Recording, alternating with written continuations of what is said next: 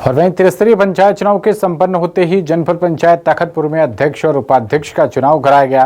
इस प्रक्रिया में बीजेपी को बड़ी सफलता मिली है। जनपद अध्यक्ष और उपाध्यक्ष दोनों पदों पर बीजेपी समर्थित प्रत्याशियों का दबदबा रहा और वो निर्विरोध निर्वाचित हो गए। बीजेपी विधायक धर्मजीत सिंह के निर्देश और मार्गदर्शन में 25 में से 24 जनपद सदस्यों ने एक मत से डॉक्टर माधवी संतोष वस्त्रकार को अध्यक्ष और राकेश तिवारी को उपाध्यक्ष चुन लिया है। इस चुनाव में कांग्रेस का कोई भी प्रत्याशी भागीदार नहीं रहा और जनपद पंचायत तखतपुर सभा कक्ष में संपन्न हुए इस चुनाव ने क्षेत्र में बीजेपी विधायक की लोकप्रियता और पकड़ को साबित किया। विपक्षियों के ऊपर निशाना साधते हुए कहा कि किसी का पिछलग्गू बन के नेतागिरी करना बंद करें। जनता ने कांग्रेसियों को नकार दिया है। अधिकतर जिला और जनपद में बीजेपी की सीटें आएंगी।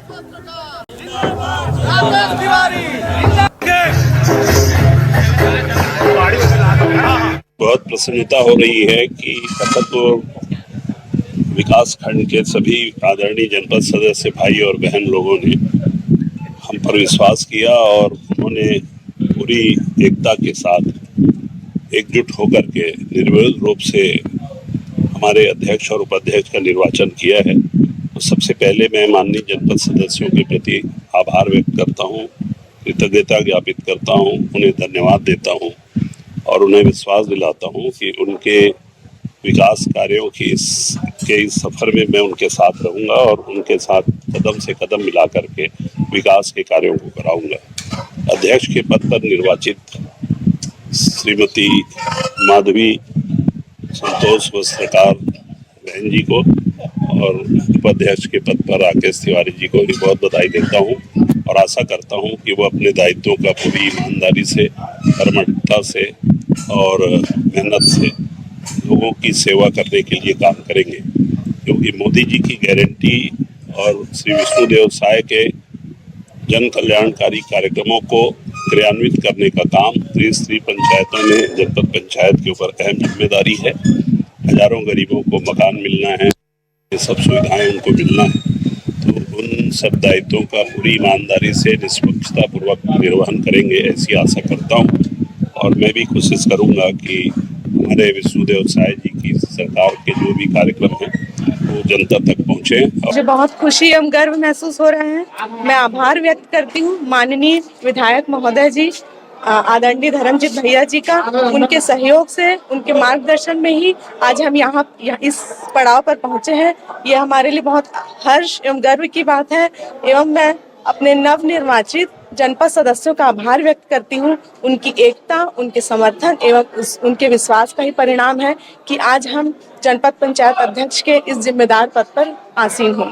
मैं धन्यवाद करती हूँ एवं मेरी प्राथमिकता होगी कि मैं अपने क्षेत्र के लोगों का विकास करूँ, जन जन की सेवा करूँ, उनकी समस्याओं का निराकरण करूँ एवं सभी को समान अवसर मिले। धन्यवाद। मैं पिछले 2 बार जनपद सदस्य था, एक बार सकरी से था, एक बार सैदा से था और संयोग से इस बार फिर से अक्षर सागर से हूँ और तीसरी बार जनपद सदस्य हूँ। कोशिश करूंगा सभी जनपद सदस्य साथियों के साथ मिलजुल करके, क्योंकि अकेले कोई आदमी अध्यक्ष बन गया, उपाध्यक्ष बन गया तो कुछ नहीं कर सकता। पूरे 25 के 25 सदस्यों को साथ लेकर के जो इस टाइप का जो व्यवस्था है आप बोल रहे हैं, उस व्यवस्था को सुधार करने की पूरा कोशिश करूंगा। और इसके लिए हमारे माननीय नेता जो न कि सिर्फ इस क्षेत्र में बल्कि पूरे छत्तीसगढ़ में ख्याति लब्ध है, माननीय धर्मजीत भैया, वो जाने जाते हैं कि ये सब कमीशन खोरी और दुनिया भर का जो ब्लैकमेलिंग है सबको बर्दाश्त नहीं करते।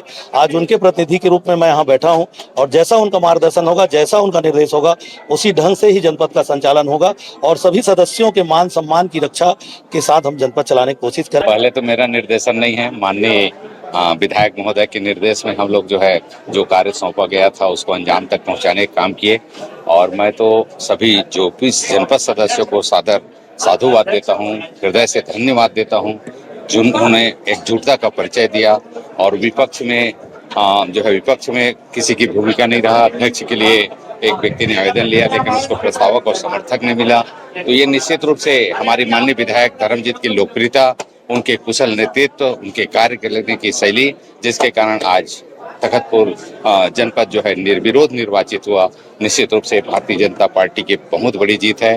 और ग्रामीण क्षेत्र में हम जो है इस प्रकार से भारतीय जनता पार्टी का परचम लहराया, उसका पूरा श्रेय मैं माननीय विधायक जी को जाता हूं, उसके निर्देशन में। और सभी सदस्यों ने उनके ऊपर आस्था व्यक्त किया और आस्था व्यक्त कर उसे अंजाम तक पहुंचाया। उसके लिए मैं पुनः एक बार हमारे जनपद सदस्यों के लिए हृदय से धन्यवाद और सादर साधुवाद।